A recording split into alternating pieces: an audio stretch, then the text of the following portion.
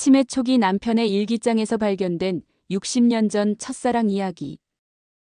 은퇴를 앞둔 정은이는 남편을 바라봅니다. 아침 밥상 앞에서 준호는 자신의 수프를 먹고 있었는데 간신히 손가락으로 집을 수 있을 정도로 흔들리고 있었습니다.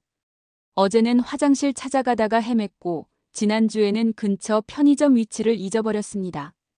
99번의 괜찮음 뒤에 오는 한 번의 이상함은 무엇을 의미하는 걸까요? 은희는 남편의 팔을 살며시 잡아 신경과에 데려갑니다. 의사김은 준호를 검사한 뒤 입을 열지 않습니다.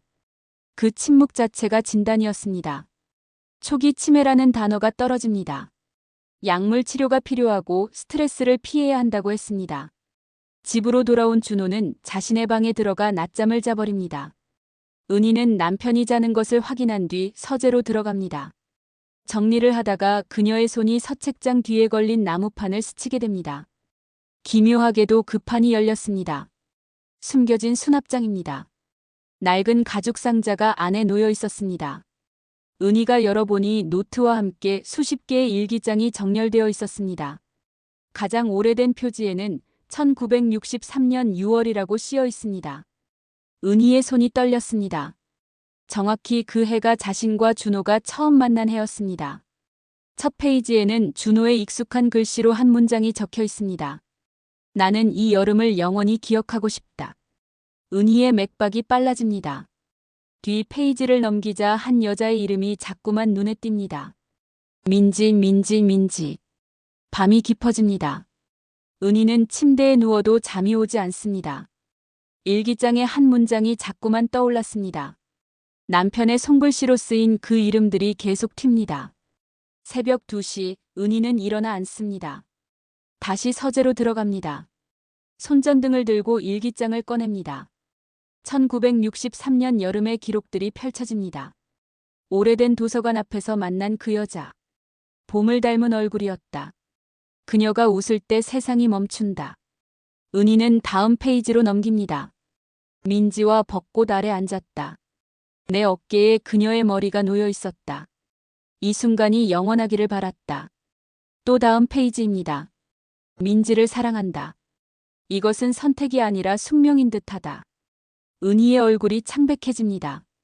1963년부터 1965년까지 3년간의 일기를 읽습니다. 민지는 영문과 학생이었고 강남구 역삼동에서 살았고 그의 영혼을 아는 유일한 사람이었습니다.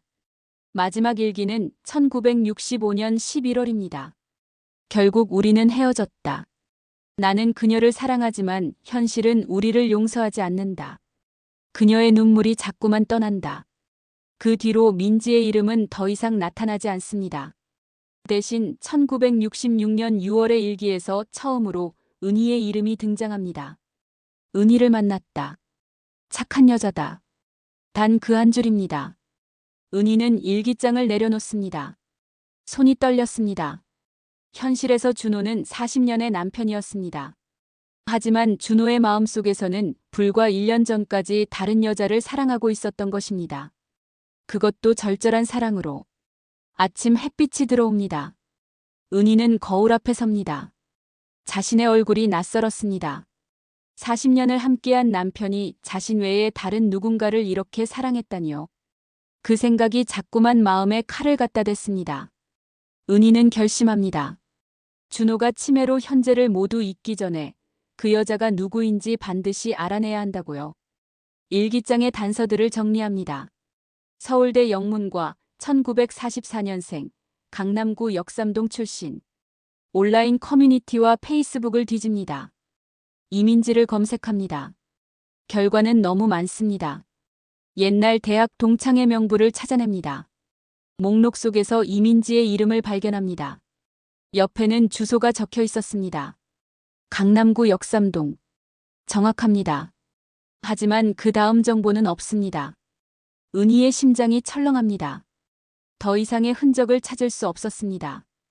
그녀는 준호의 옛 친구 영수를 찾아냅니다. 번호는 여전히 같았습니다. 전화를 겁니다. 영수는 처음에 당황하는 목소리였습니다.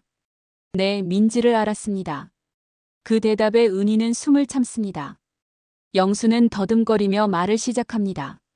준호와 민지의 관계를 알고 있던 유일한 사람이었던 것입니다. 당시 준호가 얼마나 고통받았는지 결국 가족의 반대와 사회적 압박 속에서 그 관계를 포기했다는 것을 말합니다. 은희는 밤새 인터넷 검색을 합니다. 민지가 해외로 나갔다는 정보만 얻을 수 있었습니다. 정확한 행방은 여전히 미스터리였습니다. 3개월이 지나갑니다. 준호의 증상이 급격히 나빠집니다. 의사김은 스트레스라고 진단합니다. 준호는 이제 현재의 은희를 인식하지 못하는 날이 자주 있습니다.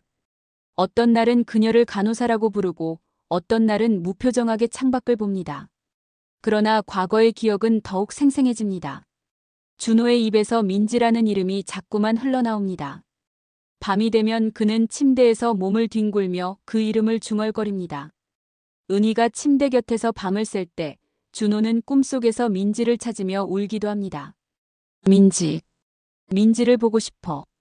그 목소리에 은희의 심장도 함께 터져나갈 것 같습니다. 은희는 남편의 손을 쥡니다.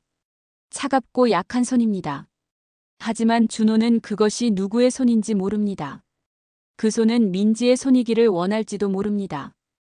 은희는 자신이 40년의 세월 속에서 준호 삶의 제2선택이었다는 생각에 그만 무너져 버립니다.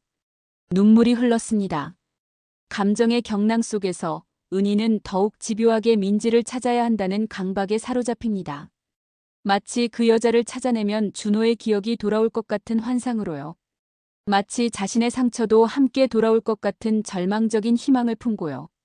수개월의 집요한 추적이 결실을 맺습니다. 한국 신문사의 영문 번역 기사에서 은희는 이민지라는 이름을 발견합니다.